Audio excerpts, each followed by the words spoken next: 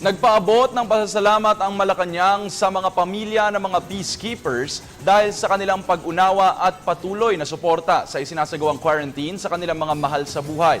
Ayon kay PCOO Secretary Sonny Coloma, bahagi ito ng adhikain ng pamahalaan na matiyak ang kaligtasan ng mga mamamayan mula sa Ebola virus.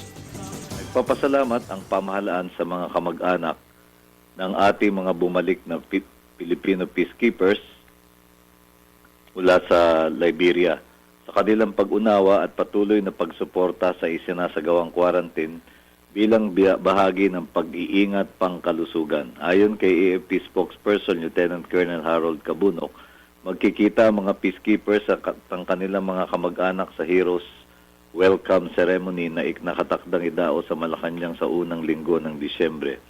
Walang limitasyong pinaiiral hinggil sa paggamit ng cellphone sa Caballo Island para sa may sariling gamit nito. Yung walang sariling gamit ay nakagagamit ng cellphone ng kanilang unit pero kailangan nilang sumunod sa time limit para sa kapakinabangan ng lahat. Mayroong libreng Wi-Fi coverage para makipag-usap sila sa kanilang mga kamag-anak sa pamagitan ng Skype o Viber.